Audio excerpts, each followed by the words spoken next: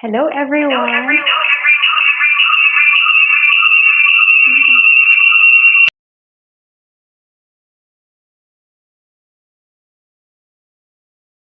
One. Hello, everyone. Hello, everyone.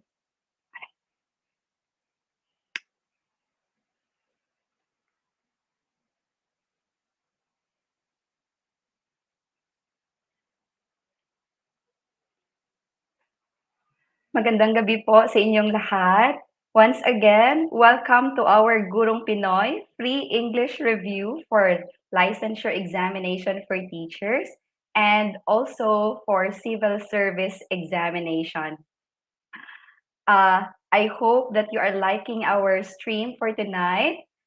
And for those who have not followed yet our Gurong Pinoy Facebook page, I am humbly inviting you to do so. You may also follow us in our Gurong Pinoy YouTube channel. Of course, to get us all updated with the upcoming news or whatever updates regarding reviews for licensure examination and for civil service exam. For those who have been with me last Sunday, welcome once again and thank you for coming once again. For those who have not yet who have not joined me last Sunday, welcome po. Everybody is welcome here, and I hope you get to take away some things, especially in preparation for your upcoming exam. Uh, I am your coach for tonight. I am Coach Sha, and I am your English coach. And as we do review for tonight, I have prepared two things for you. Last Sunday, we had everything about grammar. Tonight, we will have, for a couple of hours, we will review for vocabulary, and the second part will be on grammar. So I wish that we will be still interactive like last Sunday. I wish you all, and I would like to invite everybody. Please share with me your comments, your questions, or especially your answers for each of the test item by inputting your answers or your questions uh, or your suggestions, maybe if you do have in the comment section. It's already 7:01. I hope you are ready with your writing materials. It is necessary for you to easily jot down notes so that apart from what you are hearing from me tonight, you can also have your special notes with you.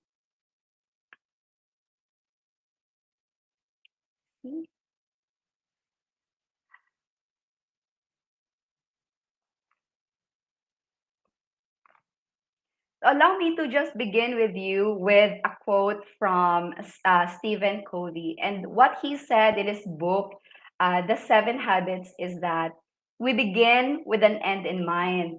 And he said that a great way to begin with an end in mind is to develop a personal mission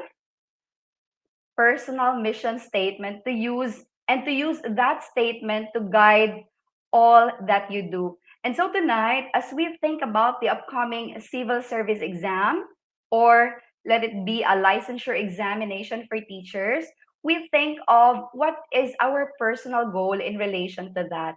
And I think everybody will agree with me that each of your personal goal is either to ace that test or at least to pass that test.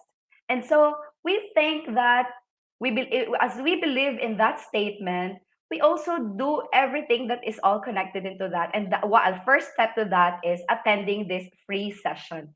And I really pray that you get whatever you need for that test. And so I invite you to develop your own personal mission. Other than what Covey said, begin with an end in mind. For you, what's your personal mission? So we begin our test right now as we implore the presence of our Almighty Father. In the name of the Father, and of the Son, and of the Holy Spirit. Amen. Lord, bless each one who are in attendance today. May they attain what they wish for. Please guide them and continue to protect them. Continue to bless and comfort each of their family members and loved ones. All these we pray in Jesus' name. Amen. In the name of the Father, and of the Son, and of the Holy Spirit. Amen. Yeah, that's right. Good evening, future licensure teachers. Very good.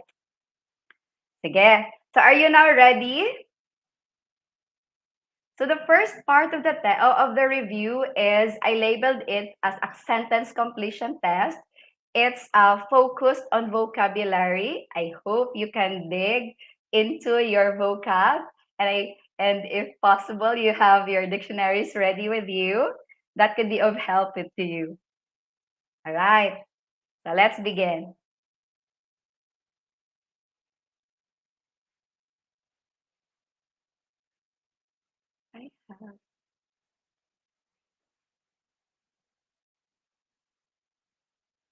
The first one. While there were some tasks the candidate could blank, others she had to attend to herself. Please input your answer, either 1, 2, 3, 4, or 5 in the comment section.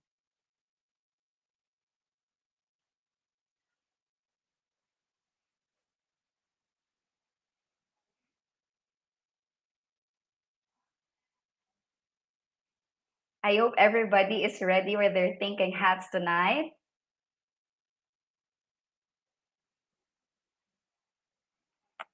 So we have already started with our first item on vocab.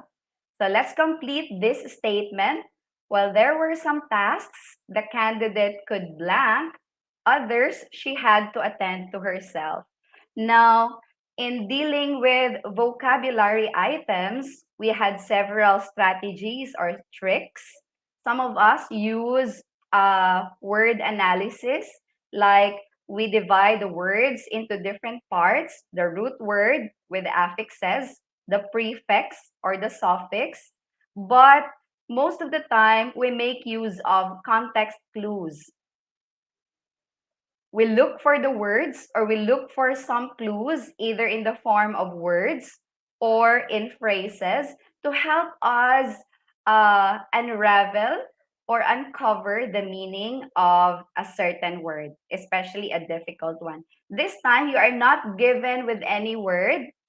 You are given a sentence with some parts of it blank, and looking at the other words that are given in the sentence, you think about what word would really best fit in. So we have varied answers. There's 1. Okay. There's also 2. There's also 5. Let me see.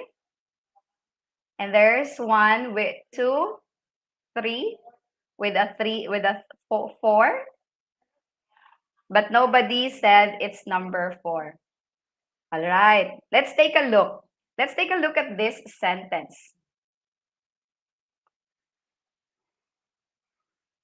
Okay, Jean is very specific. Oh, I'm sorry if I made use of a letter that. Skip this. Oh, all right. Sige, let's take a look at the word. While there were some tasks the candidate could, now notice that the sentence began with a conjunction while, presenting that there's a contrast. While. So while this is true, blank happens. So what is that while? We have here a clue. Others she had to attend to herself. When she had to attend to herself, when she had to attend for herself the other tasks, what do we do with the other? What does she do with the others? When we say misconstrue, nobody agrees with that. That's right. So to misconstrue means to misunderstand. So that surely is out of the picture. But to say rehearse, I think this is already a performance level. So no more rehearsal. Number 5 is out here. The correct answer here is 3, to delegate.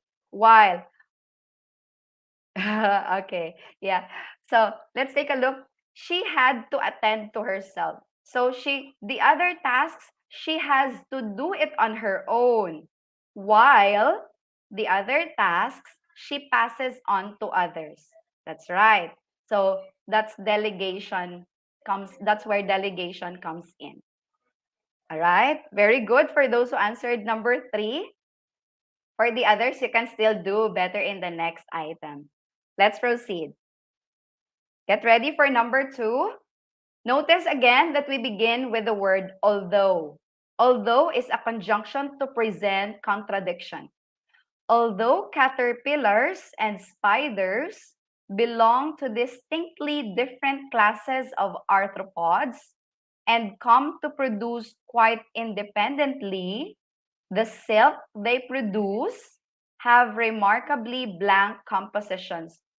Here, two things are being compared, caterpillars and spiders, who are distinctly different belong to different classes. But the word although signals us that the next part is a but. The silk they produce have remarkably blank compositions. What is it? It's all right. If you got a mistake in the first one, it's okay. Just don't commit the same mistake next time. All right, very good. So the answers seem to be torn between 3 and 4. Let's take a look at some cues. The cues here, number 1 cue or clue or context clue is distinctly different. So caterpillars and spiders are distinctly different. But with the word although, so if they are different, but they become or they produce remarkably. That's right. Very good. So most of the answers now is correct. When we say mutable, being capable of mutating, meaning they can change. So the choices are between 3 and 4. Mutable. The silk they produce have remarkably mutable compositions. When we say mutable, that's capable of changing. So it can change. But it does not relate with the word although, distinctly different. Notice when we make use of the word although as a conjunction to present that there are two things being compared here. And the two things that are being compared, first, they are distinctly different. However, so the words although, but, however, are almost similar in meaning. They present contradictions. So here, the correct answer is, you're right, 4. That's letter D, similar. I think I'm using a different. Allow me to stop sharing first. I think I'm using a different. It's all right. So here, the letter D, I apologize. I think I'm using a different presentation. But the D here stands for number 4, similar. They are distinctly different, but the silk they produce have remarkably similar compositions. Yeah. Oh, where are they? All right. I hope you get it. So notice our clue words. We can also include the clues as the last sentence can also give us a clue. Let's go to number 3. Get ready. Concrete actually is blank, like a sponge. It can absorb up to 10% of its weight in water. Before you give your answer, I'd like you to spot your clue first. And if you can help the other members of our team here, kindly input in the comment section the clue that you can find so that everybody will be helped or led into the correct word. Okay?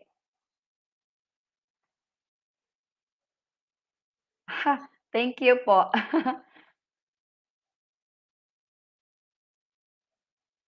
Yeah, very good, Charlene. The clue here is like a sponge.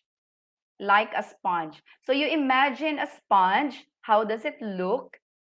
You see pores all around it, right? And what does the pores do? It helps it absorb water. So the correct answer, yes. Yeah, that's right. So the correct answer here is 3, porous, meaning it got a lot of pores. The root word is pore, porous, like that of a sponge. I think everybody has seen a concrete. It got dots or pores all around it. Yes, very good. Yeah, other than like a sponge, the word absorb could also be a clue in the context. Very good. Let's go to number 4. Some of Kandinsky's artistic innovations are now so much a part of our visual world that they appear on everything from wallpaper to women's scarves without causing the slightest. Notice that everything seems to be so common or ordinary, and we've got the last word, without causing the slightest. What does it do? What what clue can you find in there? Oh, I'm giving the answer already. Let me see.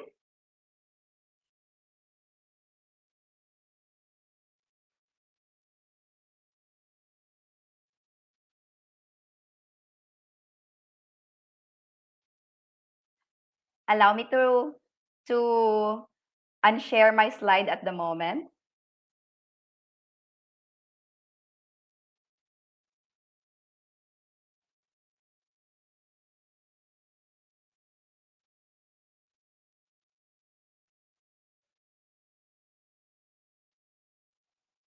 Ano ba? Hmm?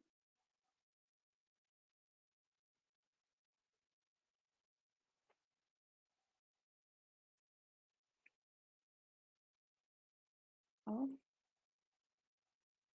present. Share screen. No?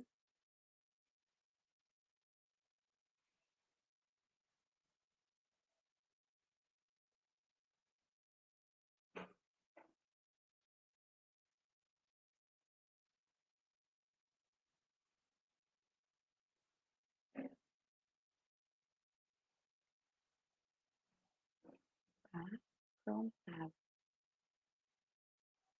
Oh, there it goes.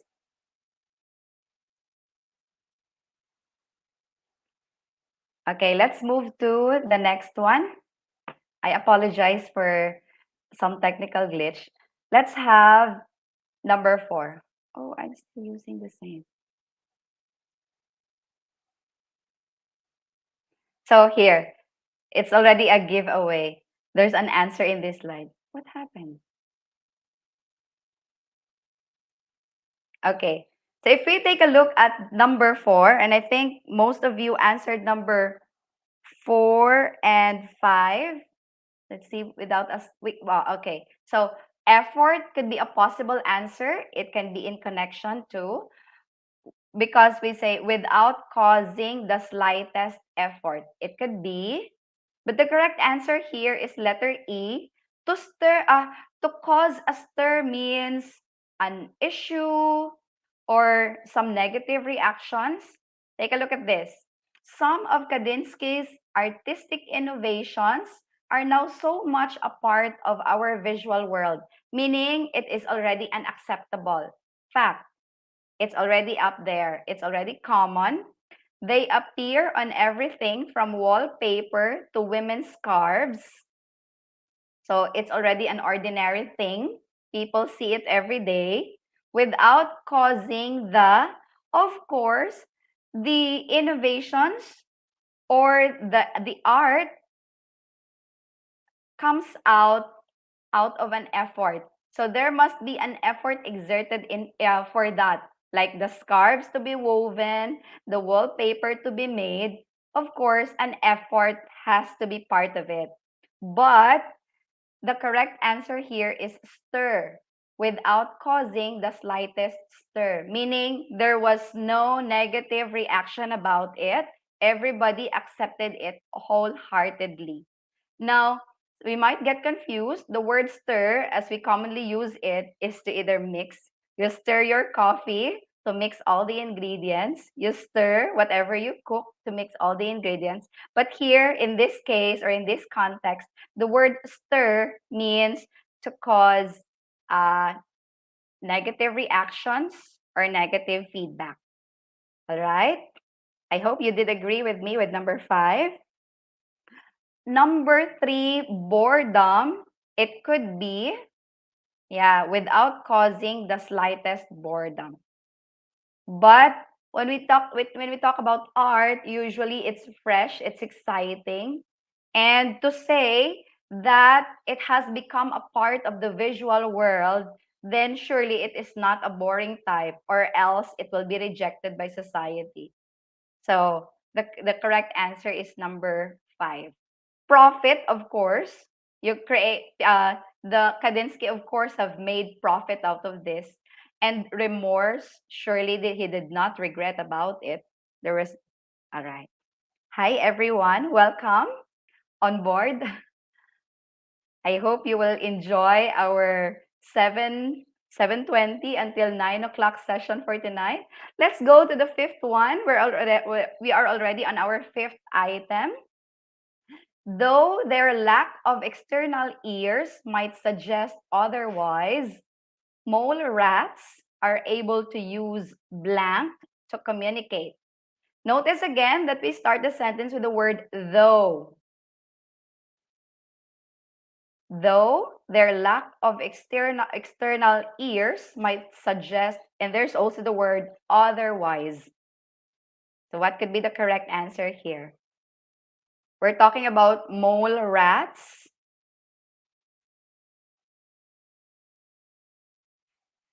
And to what do we usually connect ears for? But of course, mole rats don't have the external ears. Can you input your answers? All right. Yes, that's right. So it seems that everybody agrees it's 4. The correct answer is 4. Although mole rats don't have the external ears, they are still able to use their ear, that's the inner one, to communicate, to use sounds to communicate. So they benefit from the sounds. Number 4, that's right. Number 1, gestures, not so. Gestures, as when we talk about the 5 senses, so gestures is by touch, or by hands, or by other feeling. So no. 3, smell. Mole rats are able to use.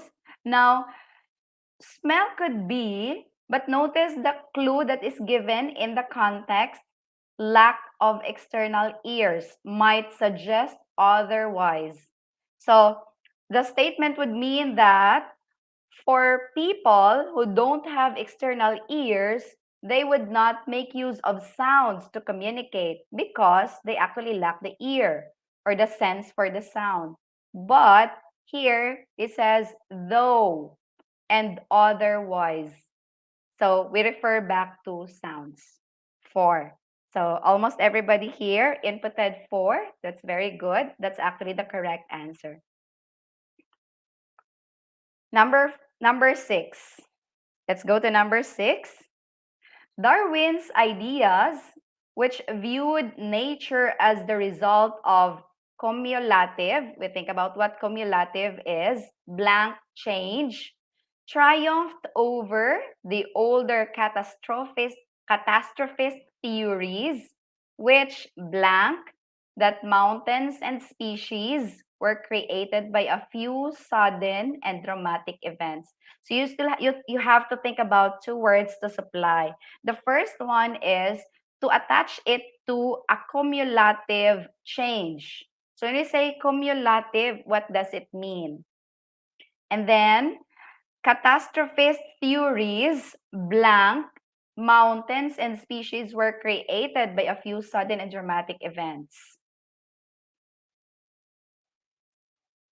You can help everyone by inputting the context clues that you can find, or you can immediately write your answer in the comment section.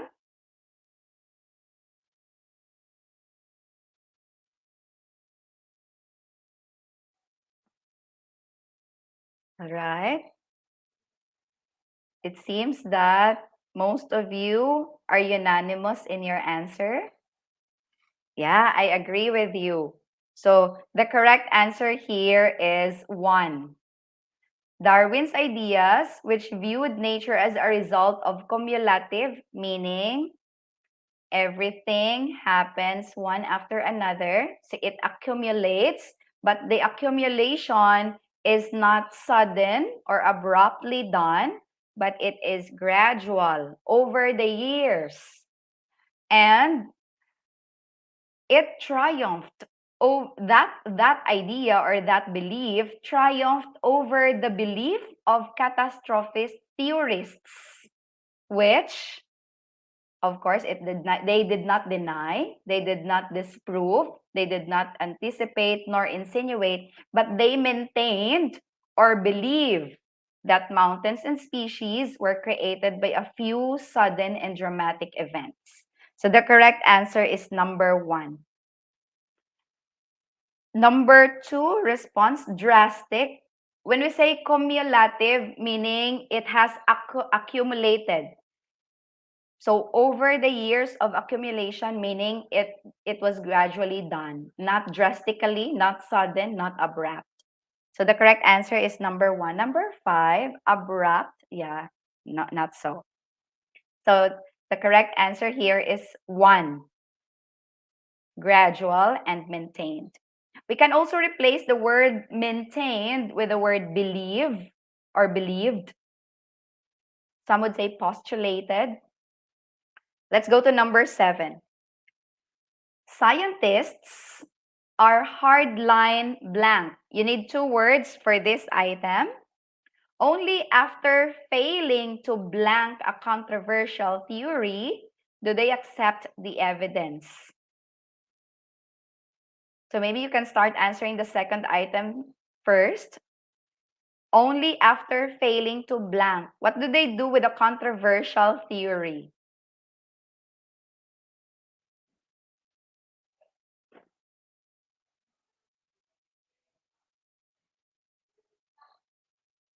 You can input your answers in the comment section.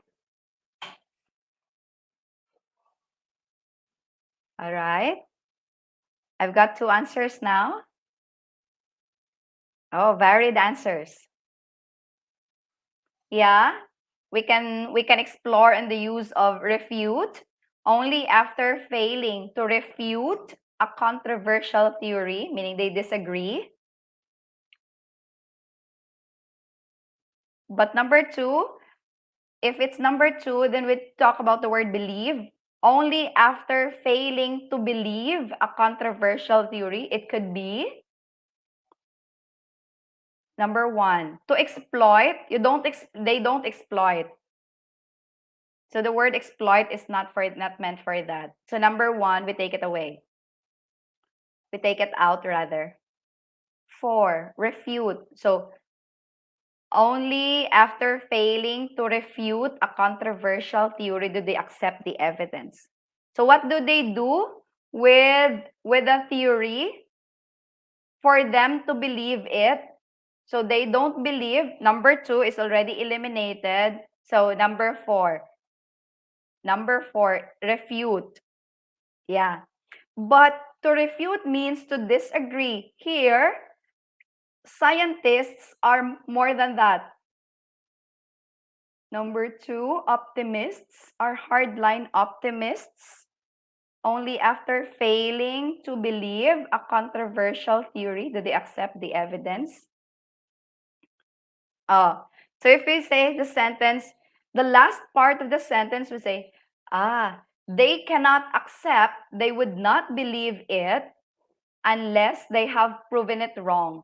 Or they have, yeah, that's right, Tims and Pevelin. The correct answer here is, first, they would debunk a controversial theory. They would not only refute it, they would debunk it because they are hardline cynics. So they are cynical. Yeah, they could be innovators, and only after refuting it would they accept the evidence, but they have to start from the very bottom first before they can. Yeah. So the correct answer is number 5. They are hardline cynics. They have to see themselves failing to debunk a controversial theory. They will not only disagree with it, they really have to prove it wrong. And when they have proven themselves wrong, that's the time that they can accept, what evidence do you have? And finally, I will believe. So number 7 is 5. Yeah, very good, Lady. That's right. Okay. So between 4 and 5, that the sentence means more meaner. It's meaner. Number 5. Let's go to number 8. The word tephra, from the Greek word meaning ash, has come into use among geologists to describe the assortment of fragments, ranging from block of material to dust that is blank into the air during a volcanic eruption.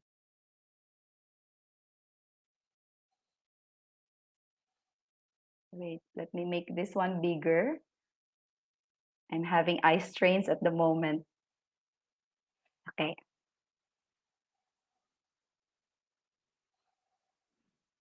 So what's your bet? Yeah, that's right.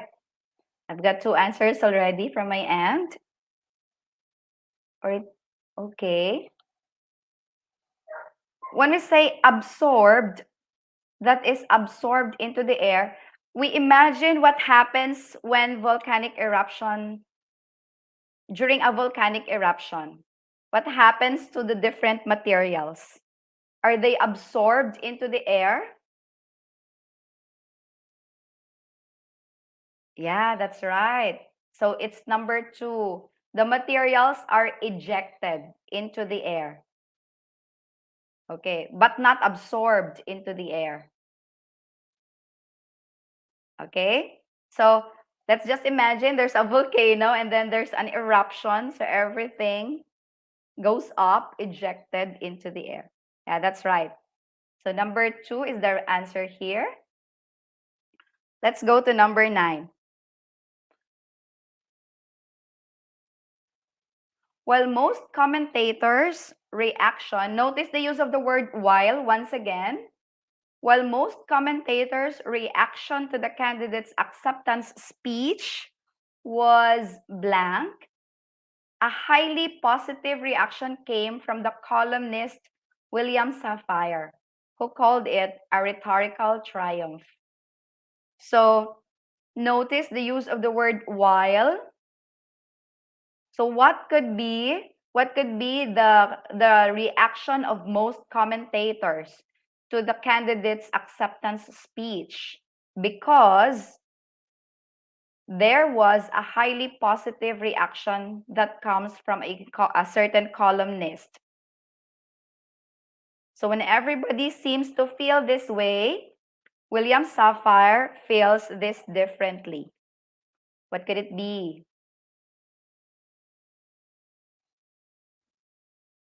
Okay.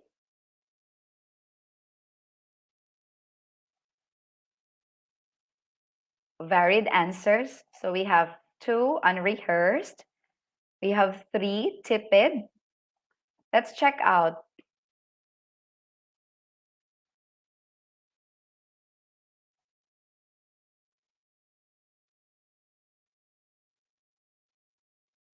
So what does it mean to be tepid? Can you help me? So we have answers ranging from 2 unrehearsed, then 3 tepid. When you say tepid, meaning not so enthusiastic, so the opposite of number 1, or 4. Somebody says 4, groundless. Okay. Meaning not grounded or immediate. There's nobody who answered number 5. So when we say groundless, no grounding at all. So while most commentators' reaction to the candidate's acceptance speech was groundless, seems not there, seems not fit in context. Let's eliminate number 4. So it could be enthusiastic, but notice the use of the word while, meaning it shows contradiction. And what we are given is that there was a highly positive reaction. So a highly positive reaction could be very enthusiastic, but the use of the word while signals us that surely it is not enthusiastic. It's opposite, or it's otherwise. So we eliminate number 1. So we are left with unrehearsed, or 3 tepid. Yeah. Number 5 immediate, also we can eliminate that. So we are left between 2 and 3. So while most commentators' reaction to the candidate's acceptance speech was unrehearsed, surely their reaction is unrehearsed. But unrehearsed is not opposite to a highly positive reaction, right? If that's unrehearsed, then they could be enthusiastic, they could be bored, it could be a mixed reaction. But this time, almost everyone has that same reaction, opposite to giving a highly positive reaction. So the opposite of a highly positive reaction is tepid, 3. That is showing a lack of enthusiasm. Number 3 is the correct answer here. Yeah, that's right. Okay. Let's move to the next one. Number 10. The founder of the Children's Defense Fund, Marian Wright Edelman, strongly blanked the lack of financial and moral support for children in America today. Yeah, that's right. That's right, Lady. In the item earlier, to have a reaction of unrehearsed could be positive or negative. But we say most of the crowd's reaction is this, opposite to a highly positive response. We are now in number 10. Number 10. So there's a founder of a Children's Defense Fund, and she strongly blanked the lack of financial aid, financial and moral support for children. So what does she do?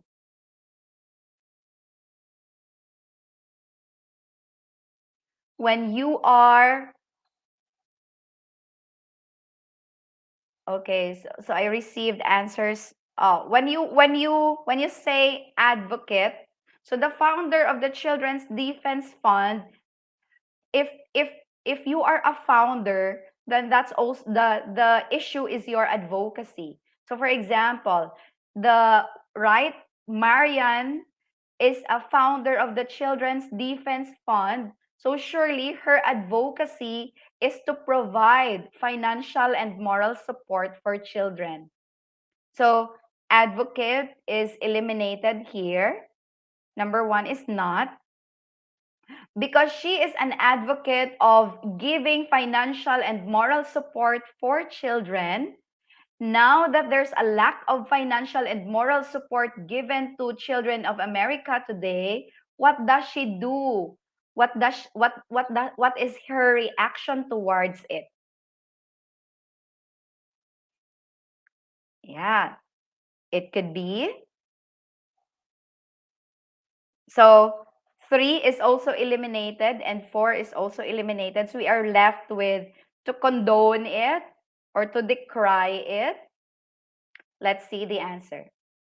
So letter E, she decries it.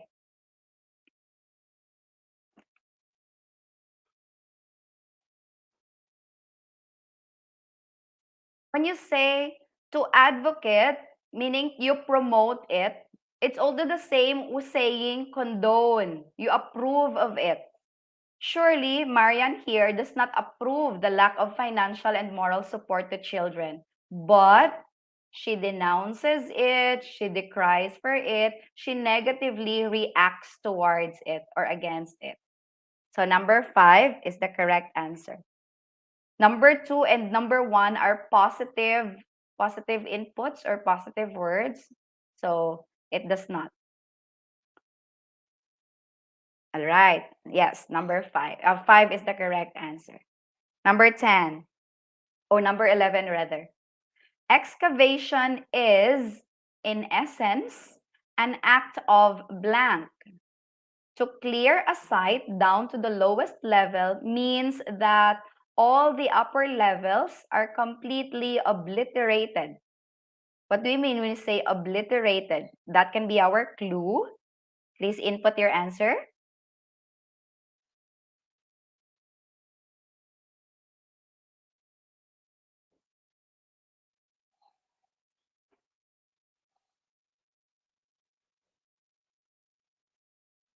So if we make use of clues, we can be given here the next part, to clear a site down to the lowest level means that all the upper levels are completely obliterated. What do we mean when we say obliterated? Yeah, very good.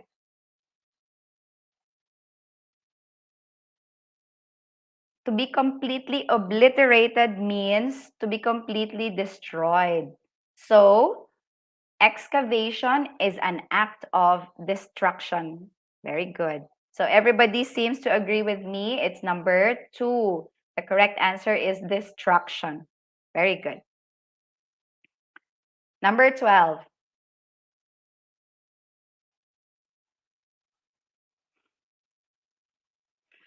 Something's playing on my mouse is being tricked right now. Hummingbirds use spider silk to strengthen nest walls to better blank the weight and pressure of wriggling hatchlings. So what does it do? What do? They use spider silk to strengthen nest. We can make use of the word to strengthen nest being our context clue to better blank the weight and pressure. So there's weight and pressure of wriggling hatchlings. And so a spider silk is being used to strengthen the nest walls. Okay. Yeah. Thank you for those who are tagging some of their friends. We hope to give more information to as many people that we could reach tonight. So thank you for those who are tagging your friends. Now, everybody seems to agree that the correct answer is number 1. Yeah. So there's the weight of pressure of the hatchlings. And so a spider silk is being used to strengthen the nest walls in order to withstand.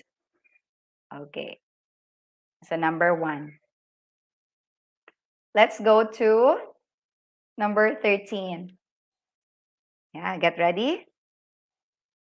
A map purporting to show that Vikings charted North America long before Columbus, blank, as a fraud in 1974, could turn out to be, so we have a clue, could turn out to be. So from a fraud, could turn out to be blank after all, according to California scientists. So you can first take a look at the second answer.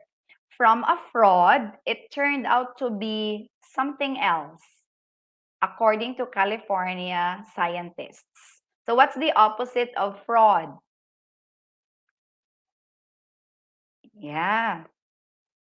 We have varied answers.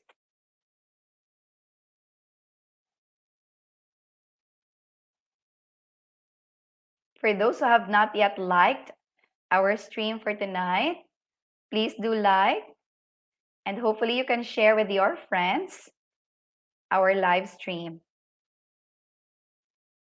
Okay, so many answered 3. There's one who said 2. So from a fraud to superficial, they are not opposite. Both are negatively perceived.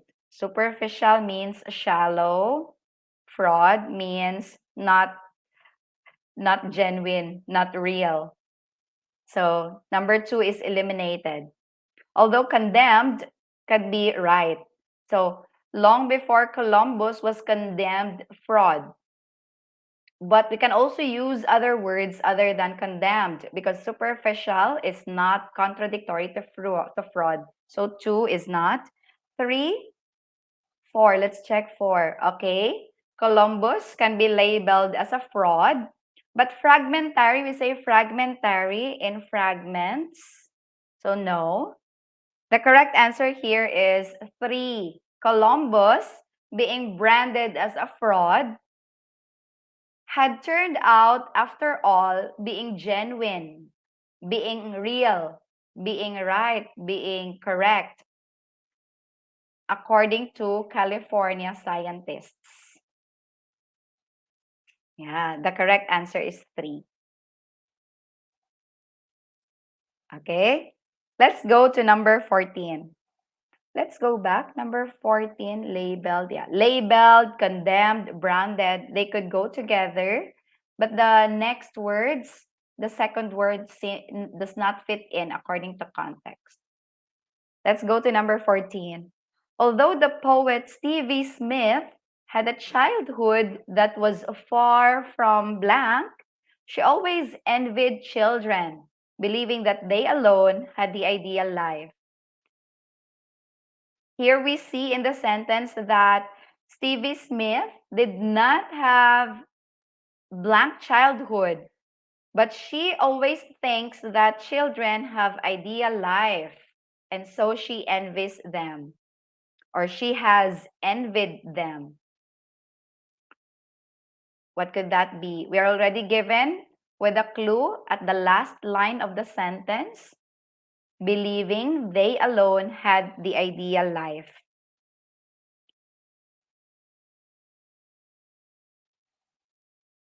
Yes, that's right. Let me check. Okay, so everyone seems to agree that it's number 1, idyllic. Although she doesn't have an ideal life, idyllic life or ideal one, she thought that every children in the world are the only ones who are capable of living an ideal life, and so she envies them. Very good. Number 15. A prudent, thrifty, prudent na, no? Thrifty pa, no? So, I wonder how money comes out. A prudent, thrifty New Englander, DeWitt was naturally blank of investing money in junk bonds, which he looked on as blank ventures. So there's somebody who is so prudent, very wise, always thinks about something and the consequences of it, and very thrifty. I don't know who among you here is thrifty, but surely I am not. So there's somebody who is very prudent and thrifty, and he was naturally blank of investing money. So what does he think about investing money?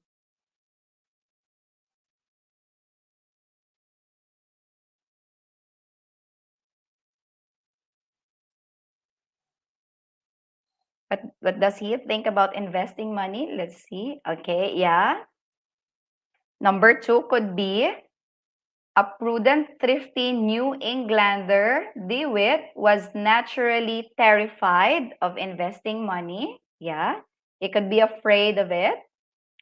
In, of investing money in junk bonds, which he looked on as sound ventures, seems not right. All right. So he could be terrified of investing money, but he doesn't look at investing money in junk bonds as a sound ventures. That's why he is terrified of investing money in there because it for him it is not a sound venture. So number 2 is eliminated.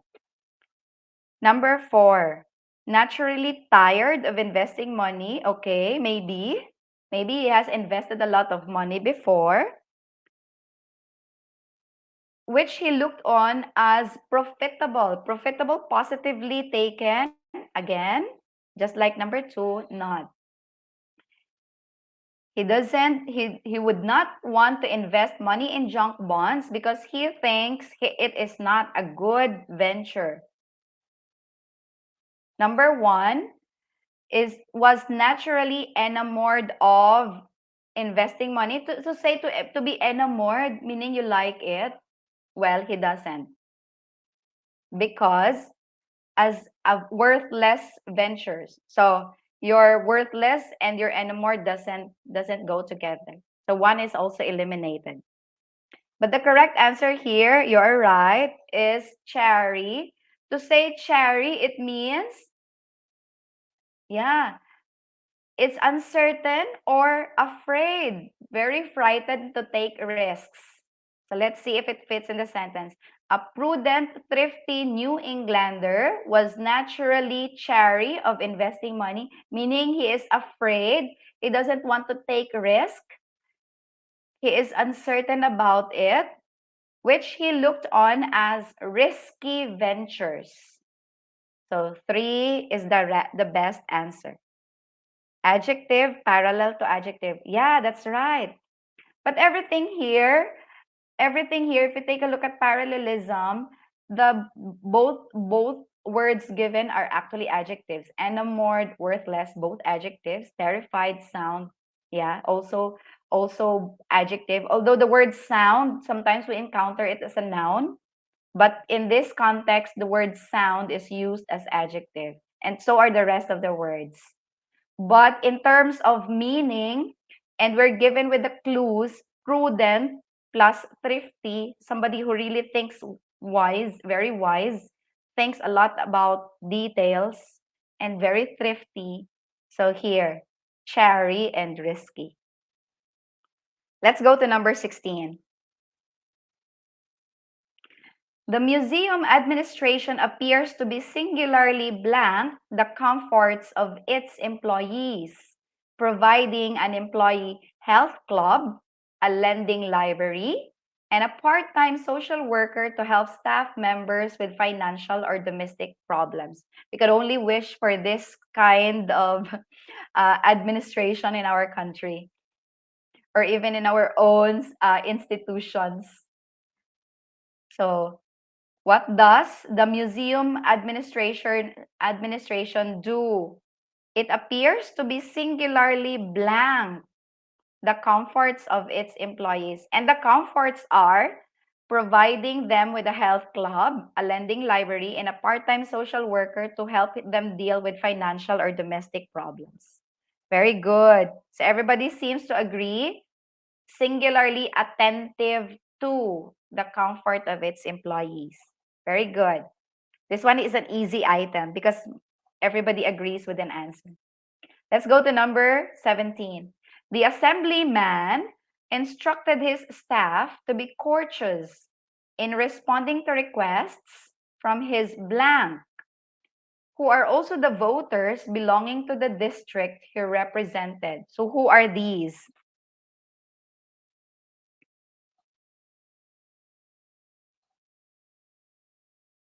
Who are these? So the staff must be able to respond courteously to the requests of the blank of the assemblyman, because these are the voters belonging to the district he represented. So it can be constituents, but there's also others who say adversaries.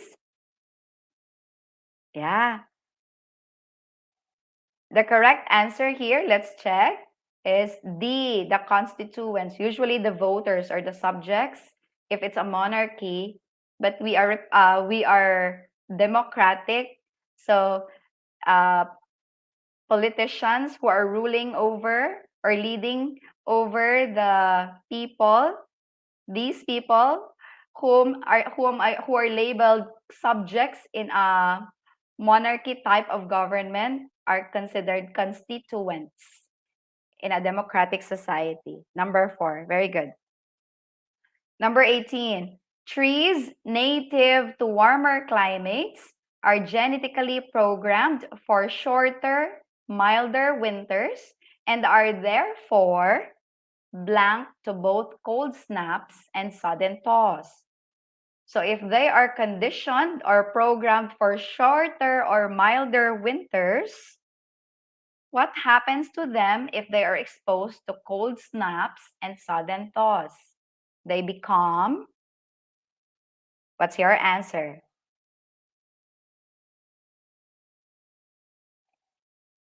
All right. And therefore restricted. I think 2 is not the answer here. So these trees are programmed for shorter, milder winters, and so they are restricted to that. They are and are therefore restricted. I think not restricted, but because they are programmed to shorter, milder winters, they become blank. That's right. 3, vulnerable. They become vulnerable, and some of them end up dying when cold snaps or sudden thaws happen. Letter number 3. That's right. They become vulnerable. Number 19. Although, as wife of President John Adams, Abigail Adams sought a greater voice for women. She was not a feminist in the modern sense. So although she sought a greater voice for women, she was not a feminist in the modern sense because she blanked the blank view of women as being placed by providence under male protection. So what is that view of women that thinks that women are beings placed by providence, by the God, under male protection?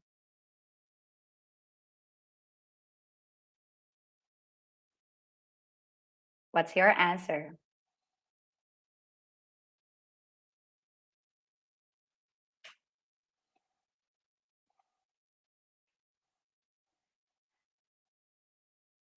The view of women, 'di ba? In the modern times, women believe that they are equal with men.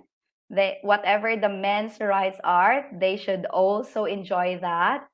So to say that women are being placed under male protection is not a current view.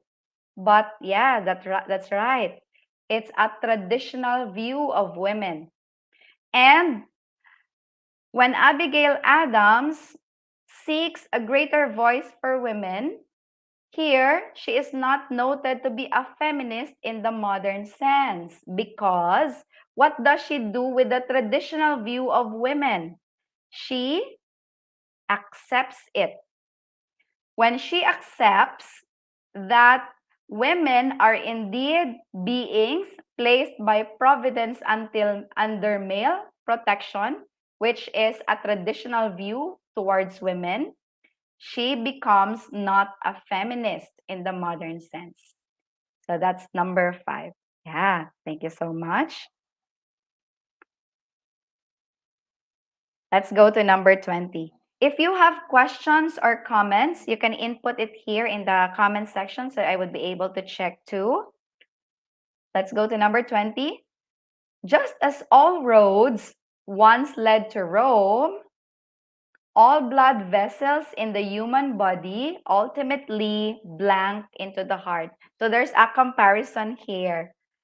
So Rome, once upon a time, was the center of business, for example, or of what do you call that? Uh, business. What's the business form for? What's the business word for ano? In the Filipino sense, in the earliest time, it's barter, right?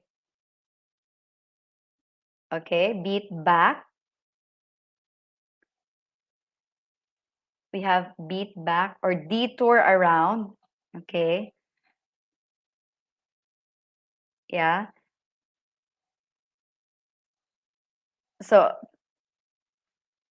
two answers so far. It's between 1 and 5. So if all the roads lead to Rome, what happens to the blood vessels? Where do they go?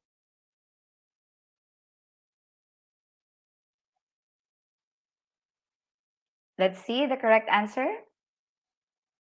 Let me wait for some answers. It detours around.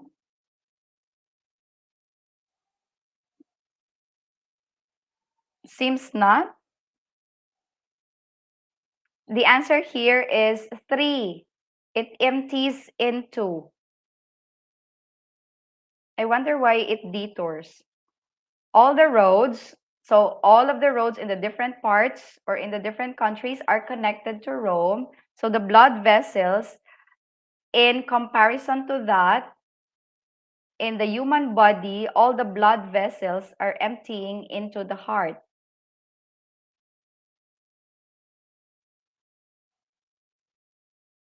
4, look after. To look after, no. Okay. So here, we seem to disagree with item 20. Let's park this. We will go back to that later. But the answer here is letter C. 145. Let me note that.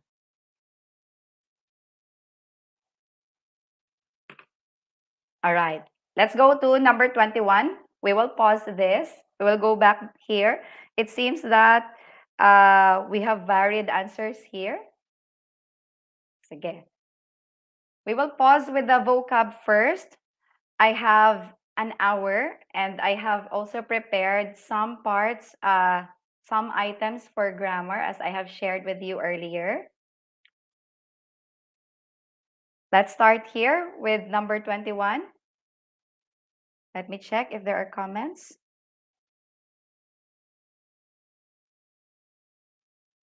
Okay. Sige. Let's have number 21. Grammar this time, ha? Put your grammar thinking hats this time. Yeah. Number 21. Mark Twain. This time, what do we do? This is these are items for improving sentences. Although in some parts I have already deviated from here. I'll just give you new directions later on. But for this part, you have to check which of the following choices here would best replace the ones underlined. If you think that the underlined words are already to be maintained as is, meaning it's correct as is, then choose option 1. However, if you think it needs to be improved, then you can choose options 2, 3, 4, or 5. Let me check. All right, so get ready. Mark Twain wrote fiction and nonfiction, and they humorously convey the contradictions in the American society of his time. So what could it be? Could it be the same? Fiction and non-fiction, and they humorously convey. We maintain whatever is underlined. Or Mark Twain wrote fiction and non-fiction, comma, and they being the humorous conveyance of the contradictions in the American society of his time. Or fiction and non-fiction, comma, they humorously convey. Or fiction and non-fiction, and they convey with humor. Or fiction and non-fiction that humorously convey. What do you think best fit in this sentence?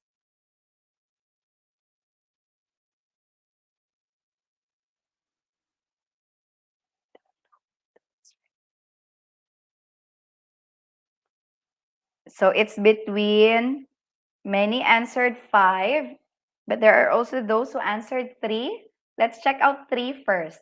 Mark Twain wrote fiction and non-fiction, comma, they humorously convey the contradictions.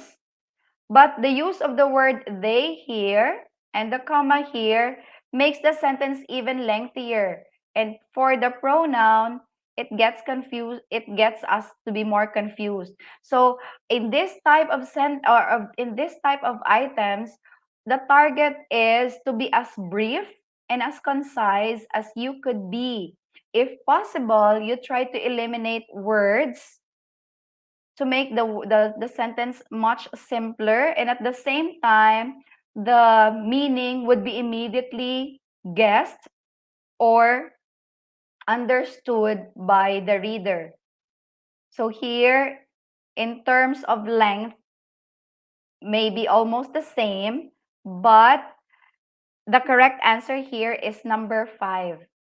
Notice the word that is a relative pronoun that describes fiction and non-fiction. It connects them together. So that humorously convey goes back or modifies back or describes rather fiction and non-fiction. Here, the sentence is much more direct. Mark Twain wrote fiction and non-fiction that humorously convey the contradictions. So what humorously convey the contradictions? It's non-fiction and fiction. So number 5 is the best answer here. Number 4, let's see. And they. Number 4, if between number 3 and number 4, if you are having a compound sentence, you better use a comma before the word and. So not fiction and non-fiction, comma, and. But the sentence is much longer now, and in terms of relaying the message, the 2, 3, 4, and even 1 are more complicated. Number 5 is more direct, especially that it emphasizes on the word that, a relative pronoun that describes back. So fiction and non-fiction. So 5 is the best answer here. Number 22. So again, our target in this item is to make your sentences as brief and as concise as it could be. So you can use signal words. You can also use transitional devices, whatever facilitates the smooth transition, relaying of the message. Number 22, healthcare has become a dominant issue in modern society. Almost everyone knows about the problem and is concerned. What could be your answer here? Society, almost everyone. Do we maintain it? Or do we make use of our commas or semicolons? Healthcare has become a dominant issue in modern society, semicolon. That is evidenced by the fact that almost everyone. So number 2 even makes it longer. Number 3, society, comma, and that almost everyone knows.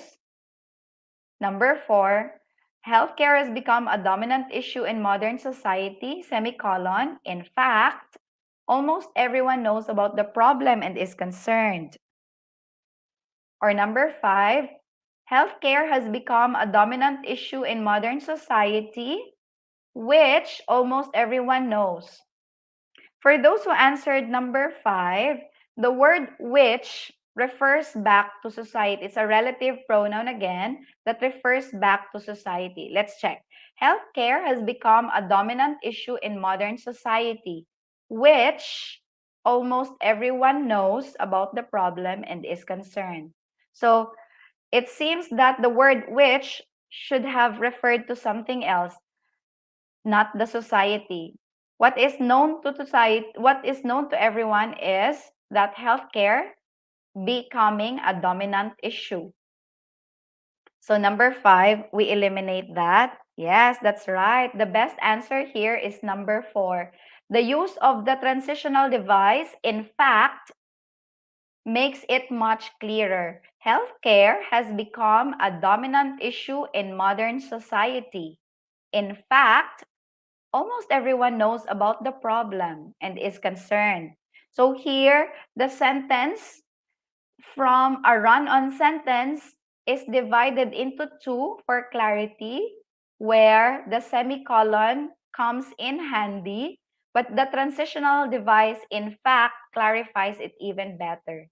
So number 4, that's right. Very good. Number 23. Today's newspaper says that mathematics is far more popular among Japanese high school students than among American students. What do we do here? Do we maintain that? Or do we replace it with something else? Is it than among American students, far more popular among Japanese high school students, or than students in America, compared to American high school students, than mathematics is among high school students in America, or than its popularity among American students? Which do you think best fits here? Best fits. Okay. Some of you would say we just maintain what is written. Far more popular among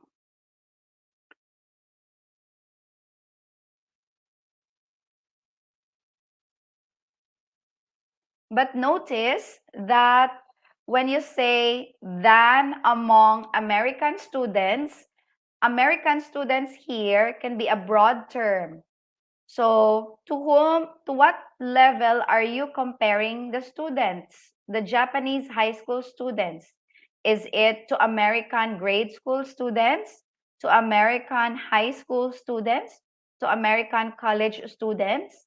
Here, in terms of specificity, they don't go together. Japanese high school students here is more specific. So number 1, we can eliminate that. Very good. It's number 3. Among Japanese high school students compared to American high school students. So when we go into comparing two things, make sure that it's either they are the same or they are not the same. So we contrast them or we compare them. So we think about their similarities or their differences. That's right. Number 3 is the correct answer here. Number 24. When teenagers change overnight from little boys and girls to young men and women, often causing them to become more self-sufficient and independent. Do you think something is wrong in the underlined word, or can we maintain it as is? If you wish to change it, could it be to and often causing them to become more self-sufficient and independent. Remember our target to be as concise, brief, and concise as possible. Or 3, they often become more self-sufficient and independent. Or 4,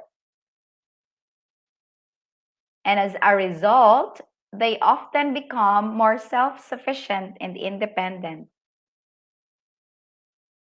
Or 5, causing them often to become more self-sufficient and independent. So from the choices, we have 2, 3, 5. Let's see. When teenagers change overnight from little boys and girls to young men and women, causing them to become more self-sufficient, number 5. This one, when we have this, causing them to become, what caused them? So the changing overnight, it's quite far from what it should refer back. So number 5, you can eliminate it. If we are using gerunds, in this case, causing them often to become, if it needs to be a verb, it should have a linking verb. Is, are, am, was, were. But in this case, it stands as a gerund. Causing, verb with an ing form. And a gerund can function as causing them often to become. No, this one is a modifier. So when it is a modifier, it's a verbal participle. It's a participle causing. A participle can either end with an e, ed, or d, or en, or sometimes ing, present participle form. Then this one could stand as a modifier. And if it talks about being a modifier, causing them often to become more self-sufficient, here it's more of the changing overnight, and it's quite far from there. So number 5, we eliminate that. For conciseness, number 4 is making it more, it makes the sentence longer. So to make it brief and concise, we say 3. When teenagers change overnight from little boys and girls to young men and women, who becomes? So they often become more self-sufficient and independent. So number 3 is the best answer here. Yeah, that's right. 25. When you hear thunder and see flashes of lightning in the distance on a hot summer afternoon, notice for those who have joined me last Sunday, I talked about ambiguity in the use of pronouns. So here in this sentence, it's an ambiguous pronoun. So we have to correct it. Notice the word you being used at the beginning. When you hear thunder and see flashes of lightning in the distance on a hot summer afternoon, a person should not plan to go swimming even if they are perspiring. So there's an error in the pronoun reference here. So how do you correct the faulty pronoun reference? If you say, when you hear, and you say answered 3, people should avoid swimming even if perspiring, you make the sentence brief and concise. But you did not correct the faulty pronoun reference. So number 3 is brief and concise, but erroneous in terms of structures, following pronoun reference rules. So 3 is eliminated. That's right. Because the subject you mentioned is you, so you all still make use of the word you, and that is 5. The correct answer is 5. When you hear thunder and see flashes of lightning, avoid swimming, even if you are perspiring. So number 5 is the best answer. Very good for those who got it right. Let's go to number 26. Convinced that few of his townspeople knew the conditions of the drinking water, So who is convinced? Is it the pamphlets? Pamphlets were printed by straws to explain the dangers and urging people to boil their water. Here, this issue is on dangling modifiers.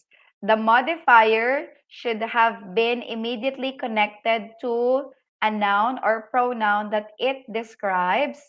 Unfortunately, there's an error here so that the modifier is describing something else.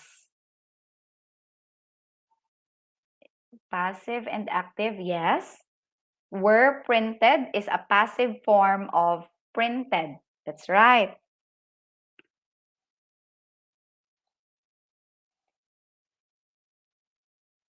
Yes, very good. So the correct answer here is number. So we can either choose between 4 and 5 because if we ask who is convinced that few of his townspeople knew the conditions of the drinking water. So if we ask that question, our answer is straws. So we are left with either 4 or 5. But yes, majority agrees that the best answer is 5. Here, the word urging in number 4, I'd like you to refer to number 4. Urging people to boil their water is immediately written after dangers. And urging people to boil their water is still a modifier, a participial phrase modifying straws, not dangers. So here, number 5 is the best answer. Now, when you make use of modifiers, make sure that the words after that or your modifiers are written immediately before or after the word that it describes. So it can be written before, like convinced, straws, or it can be urging after the word straws, not dangers. Number 27.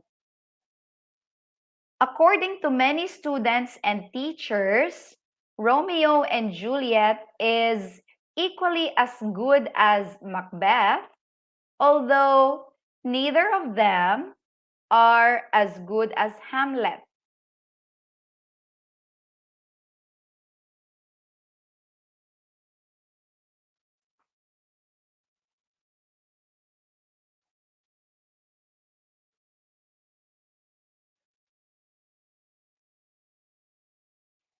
What's your answer here?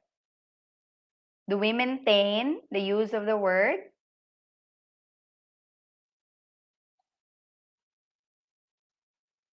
Or do you think now it could be improved using 2, 3, 4, or 5?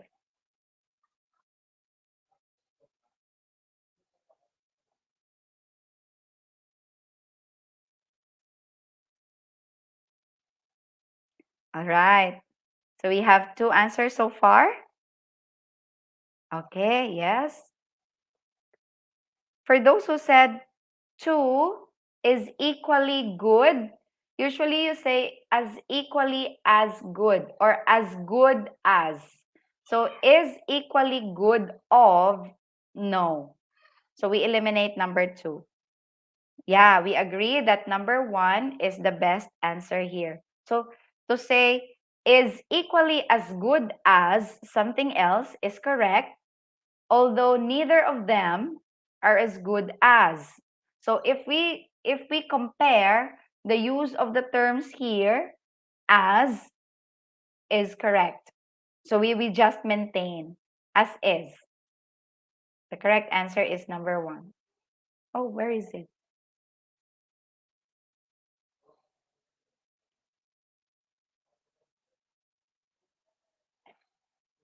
Number 3, if it's 3, is the equal of Macbeth.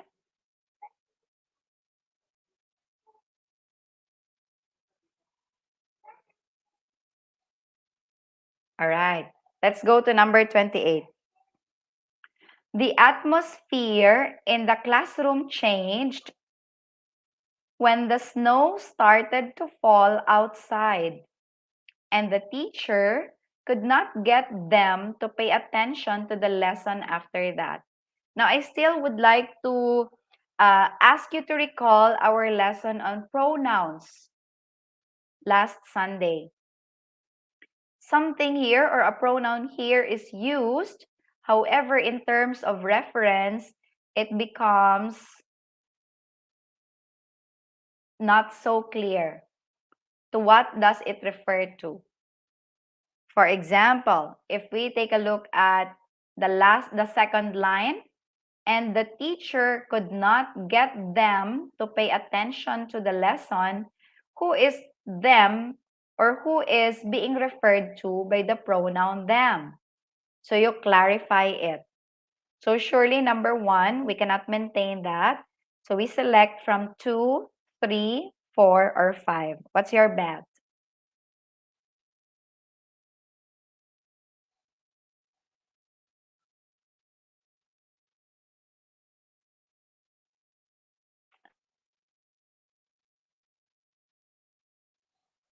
All right. Let's see the correct answer. That's right. It's 2. The best answer here is 2. Remember when I told you earlier that if we're talking about a compound sentence, before the word end, you make use of the comma. So here it is. And this time, the word them is clarified. Them is now made clearer through the use of the word the children. Okay, very good. Let's go to number 29. Without a compass, Columbus could not have sailed to America. This time I'm challenging you to recall your lesson on parallelism last Sunday. Without a compass, Columbus could not have sailed to America. Ponce de Leon could not have searched for the Fountain of Youth, nor would Magellan's circumnavigation of the globe have occurred either. This sentence might sound correct, but we can make this even more brief, or we can present this very well by observing parallelism and which of the options there could replace it. So surely number 1 is eliminated. What do you think is the answer? Take a look at the parallel structures in the two ideas given.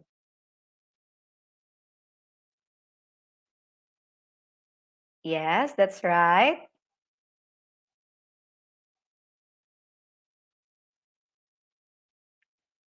The correct answer here is not two, and Magellan's circumnavigation of the globe would not have taken place. Notice the words could not have sailed, could not have searched, and 2 does not follow that structure, the same as 3.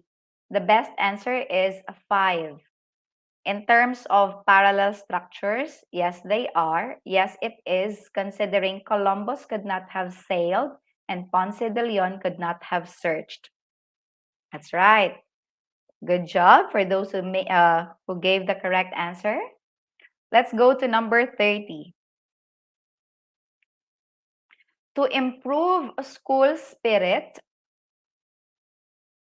this one is the use of infinitives, to plus base form of the verb, and considering parallelism, to improve school spirit, to improve student and teacher morale, and above all, turning the school into a place of learning is the difficult and often frustrating jobs of a high school principal. You are being signaled that it is the difficult and frustrating jobs.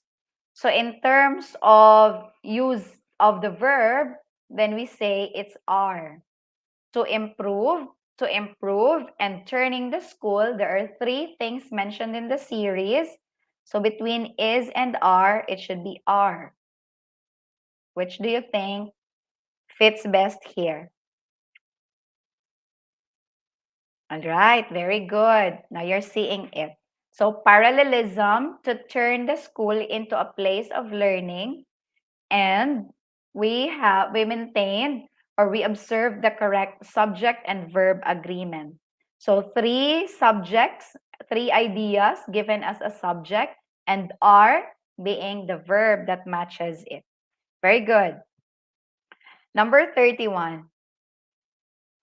The suspense lurking beneath the surface of his short stories, as well as in his novels, make Hawthorne one of the more, if not the most, enduring writers of 19th century American fiction. Now, I would say that there's nothing wrong if you make use of the word as well as. But remember our target. We are correcting the sentence. We are improving the sentence to make it as brief and as concise as possible. And the use of some expressions here, like as well as, would make it even more longer or more complicated. So how do we better present this statement?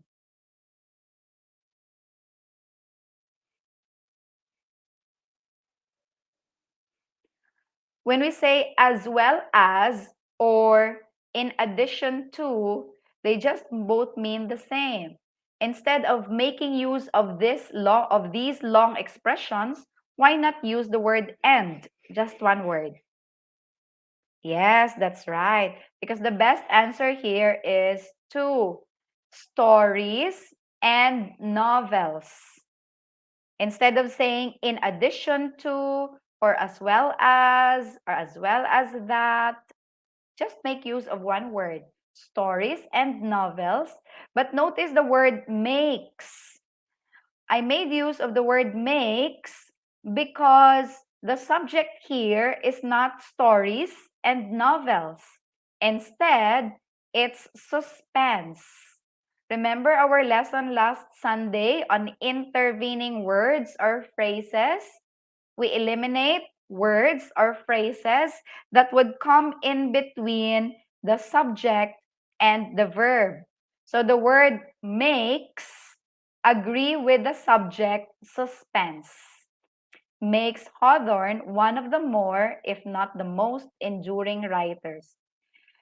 Number 3 can also be correct, but the word make agrees with stories and novels and not suspense, which is the subject of the sentence. Very good. So 2 is the correct answer here. Let's go to number 32. This time, it's much longer, but we can actually refine this, better present it, following structures. And here, I'm teaching my students certain rules. I'll share you the formula later. There is plenty of thorough practical advice about life, which every reader can benefit from in his Walden. What do you think? Since everything here is underlined, then we have to look for a sentence that would best replace it. And which do you think best replaces this?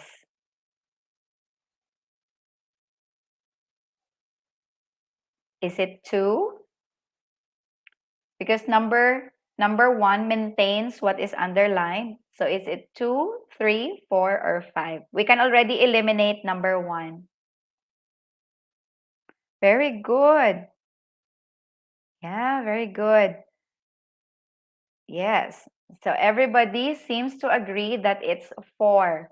So the formula here is, if you are summarizing, if you are telling something about a book or a story, you first begin with the title, followed by the author, and followed by what it is or the message.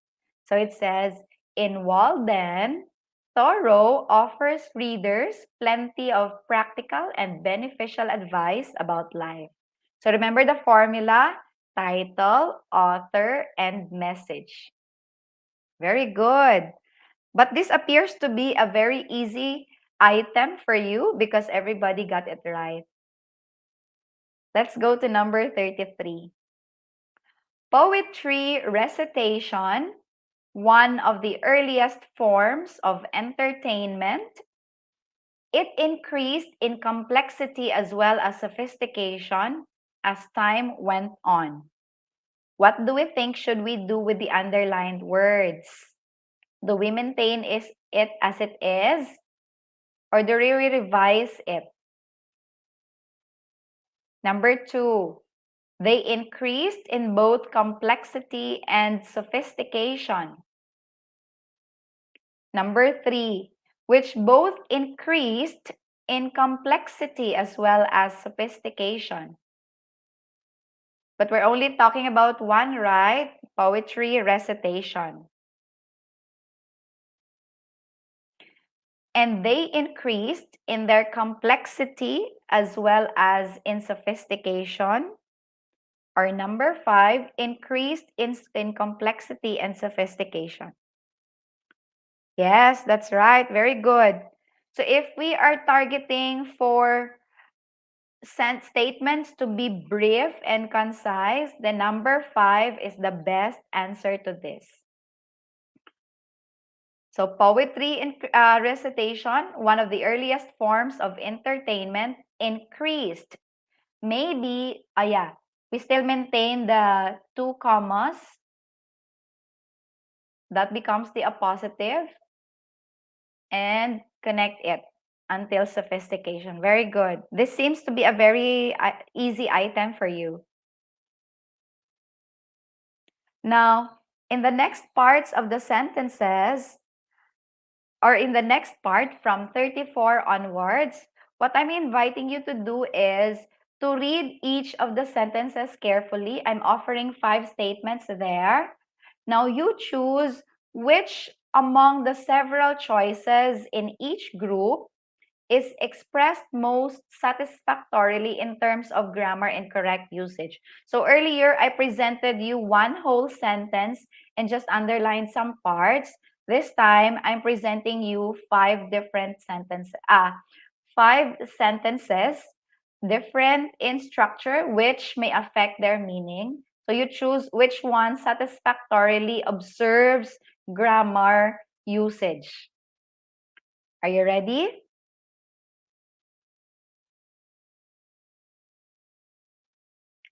Let's move to the next item.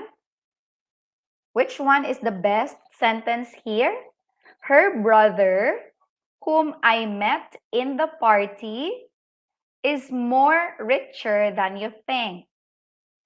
In this type of test, you must consider different grammar rules. So you have to take a look at the different parts of the sentences. Her brother, I met him in the party, is very much richer than you think. Her brother, whom I had met in the party, is richer than you think. Her brother, whom I met in the party, is much richer than you think. I met her brother in the party, and he is richer than you think.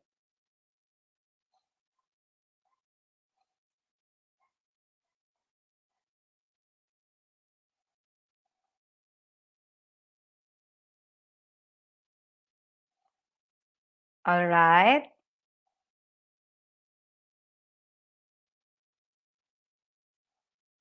Okay. It seems that everybody answered number 5. I met her brother in the party, and he is richer than you think. But there's somebody who also said number 4. I agree. I agree that number 5 is more brief. And by structure, it is also correct. I met, it happened in the past. In terms of usage, I met her brother in the party, and he is richer than you think. Although if you become so strict with the grammar rules, if I remember, I mentioned earlier when you talk about compound sentences, the two ideas in the sentences are separated by comma and and. So if you become so strict with number 5, you would say, I met her brother in the party, comma, and he is richer than you think. But there are also those who answered number 3, her brother, whom I had met in the party, is richer than you think, which may also sound correct. But I would like to invite you to think about the use of past perfect tense. Remember our perfect tenses lesson last Sunday? When you see verbs with has, have, or had, those are your perfect tenses. For your present tenses, singular, you have has met. For your present perfect tense, plural, have met. For your past perfect tense, you would say had met. However, in terms of the rule, you can only express a sentence, an action in a past perfect tense if there is another action that goes with it or that happens before that. So you would say, I I met Samantha. I had met Samantha before I met Andrea. So there is a first action and another action came in.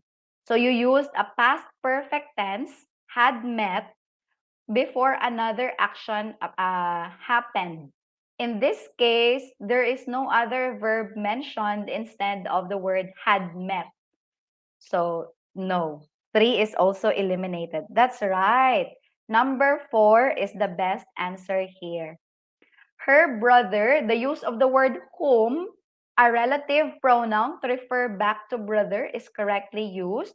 Whom I met in the party refers back to her brother. And enclosed by commas, brother, comma, party, comma. Much richer, much is also used to emphasize how rich the person is. So the correct answer is 4. That's right, Lerma. Number 35. Which do you think is the best sentence here? Plumbers who work, notice here that as the sentence is constructed differently and the words are arranged differently, the meaning now varies. Yeah, that's right, Katrina. We are having an English review at the moment. Plumbers who work efficiently from the point of view of a homemaker are worthy of their wages. Number 2, plumbers are worthy of their wages who work efficiently from the point of view of a homemaker. Plumbers, from the point of view of a homemaker who work efficiently, are worthy of their wages. From the point of view of a homemaker, plumbers who work efficiently are worthy of their wages. Worthy of their wages are plumbers who work efficiently from the point of view of a homemaker. Please key in your answers. That's right. This seems to be very easy for you though. Everyone seems to agree that it's number 4. All right. Yes, that's right. The correct answer here is number 4. From the point of view of a homemaker, so it introduces plumbers. So who work efficiently? It's the plumbers and not number 3. Who work efficiently here? In number 3 describes the homemaker. In number 4, now it describes accurately who works efficiently, and these are the plumbers are worthy and who are worthy of their wages. Very good. Let's go to number 36. The fisher folks decided to go to the nearby hut, finally drenched with rain. Or, the fisher folks finally decided to go to the nearby hut, drenched with rain. Remember my discussion earlier about modifiers?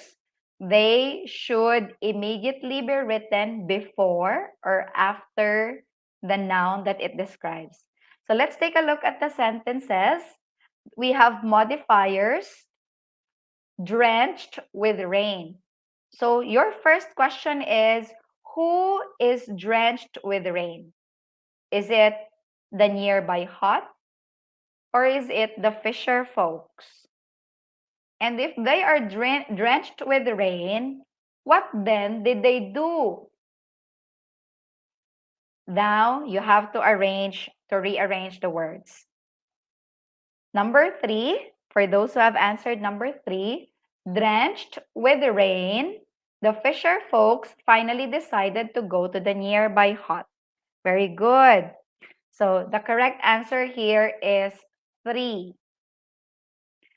So drenched with rain is our participial phrase acting as a modifier describing the fisher folks.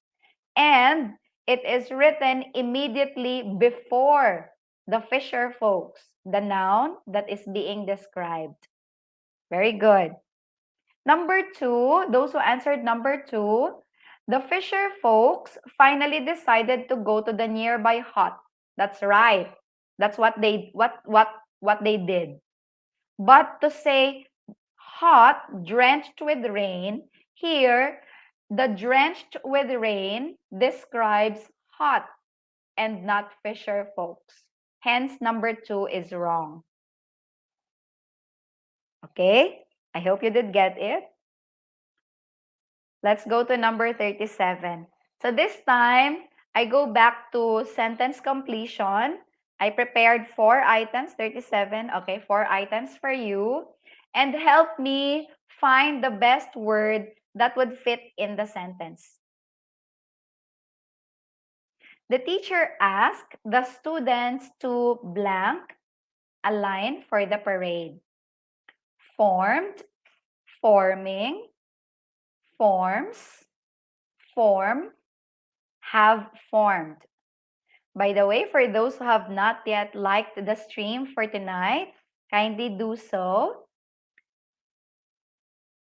And should you invite your friends who have not watched or joined us in the live stream today, they can still watch this video to be uploaded in the Gurong Pinoy YouTube channel. So make sure also that you like and you follow. You follow us in our Gurong Pinoy YouTube channel, and you also like in our Facebook page. So let's go back to 37. Okay, yes. Remember I mentioned earlier in the first part, I introduced to you an infinitive. In grammar, we say that it is an infinitive if we use the words to plus verb. However, some people confuse to plus noun as an infinitive. Just to clarify, when you see the word to plus a noun, for example, to school, to the market, to the library, that is not an infinitive. That's a prepositional phrase. To plus noun or pronoun, like to me, to you, to them. That is an example of a prepositional phrase. But an infinitive phrase is to plus base form of the verb, meaning the word without suffixes. For example, form is a base form of the verb. To add an S or an ed rather, or an ing, these are examples of suffixes to add to the base form of the verb. So to plus verb plus a suffix makes it wrong. So the correct answer here, that's right, is for, form. Number 38. Okay. Now we're going to your articles. Article. And the banana is blank herb because its aerial parts die down to the ground after the growing season. What do you think is the best answer here? Considering how the word herb that starts with an H is sounded out.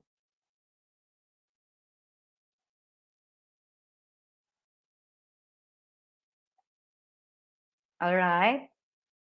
Some of you seems confused. Now, we understand that the word a is used to introduce words that start with a consonant, like a carabao, a dog, a playground, a school. So these are consonants. And we say H is also a consonant because we only have five vowels, right? A, E, I, O, U.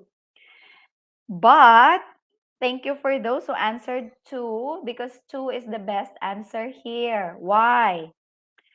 Herb is sounded out as E, right? Not herb, unless you sound it out as herb. But the correct pronunciation of that word is herb, not herb. Okay? So an herb, but not a herb. So the correct answer is two. Yeah, the correct answer is two. Let's rejoice for those who have realized it. Just like I heard somebody saying, honor student. So, di ba? An honor student. H is usually confused because H is a consonant, but as a word, sometimes it becomes silent. Like in this case, it's herb, not herb. So H is silently pronounced here. Let's go to number 39. We're down to the last items. And hopefully I can touch on a little bit of, oh, but I think we cannot dig on, I don't know, maybe 10 minutes will give us time for some critical reading. Let's have number 39 first. He did blank his reply at our email address the day after he received the invitation. All right. Thank you, Charlene. But usually in the Philippines, we are adopting American pronunciation and American spelling. That's why. Thank you for your information, though. Now, remember our lesson also last Sunday? I think I introduced you to do, does, and did. We call these emphatic verbs, meaning we use do, we use does, and we use did to emphasize an action. Like you would say, I did the task that was given to me. Or you say, I did it, or he he does his job very well. When you can say he does, no, it doesn't, it's not an emphatic, it's just a regular verb. You say, he did make his assignment. When in simple language, you can just say he made his assignment. But for you to make sure that you emphasize that actually did it, so you would say he did make his assignment. That's right. So letter number 1, did, do, does should be paired with base form of the verb. That's right, Janaira. So the correct answer here is 1. The word did already signals that it happened in the past. Did. For present singular, you use does. For present plural, you use do. For past, you use did.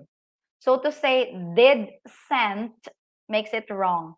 And as Janaira said here, the words do, does, did, your emphatic verbs are always paired with the base form of the verb. So, did send. Or if you don't want to emphasize, you just say, he sent his reply. But if you add the word did, so you say, he did send. Yeah, that's right. Number 1 is the best answer here. Let's go to the last entry for grammar.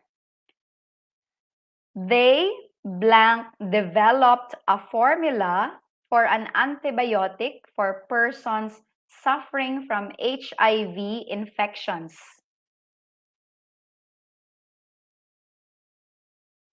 So what do you think best fit here?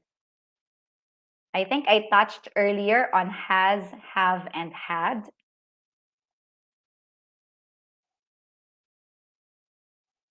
Okay. Varied answers this time.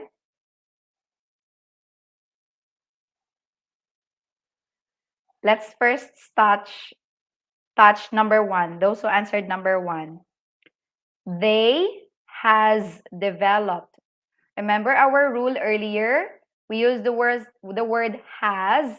Has indeed is partnered with developed because developed is, yeah. Let me read the comment first. Ah, that's right, Michael. You're right with number 39 there. So sent, just stick with that. But if you pair it with a helping verb like do, does, and did, then you use the base form. That's right. So let's go back to number 40. They has, as I've said, is partnered with developed because we say perfect tenses. We have has plus past participle form of the verb. And the past participle form of the word develop is developed. So has developed. But in terms of number, has does not agree with they. They is plural. So no. Let's go to, yeah. And this is also a present perfect. But remember last Sunday I said when we use present perfect if the time expression is not explicitly stated here. So there is no time expression here, so we can just stick with the present perfect form. With the present perfect, yeah, present perfect tense. So the correct answer here, those who have answered, there's one who answered had. When we say had developed, remember earlier I said past perfect tense. There, it is stated, we use the past perfect tense to indicate that it is the first action before another one happened. So to use a past perfect tense of the verb, you must have two verbs in your sentence. In this case, there is only one. So yeah, everybody agrees that it's number 2, have. Okay? So we're already done. It's 8:56 and I think this is already too much for us. I have prepared some notes for critical reading just in case we have time. But I think you can just give me the 3 minutes for some question and answer.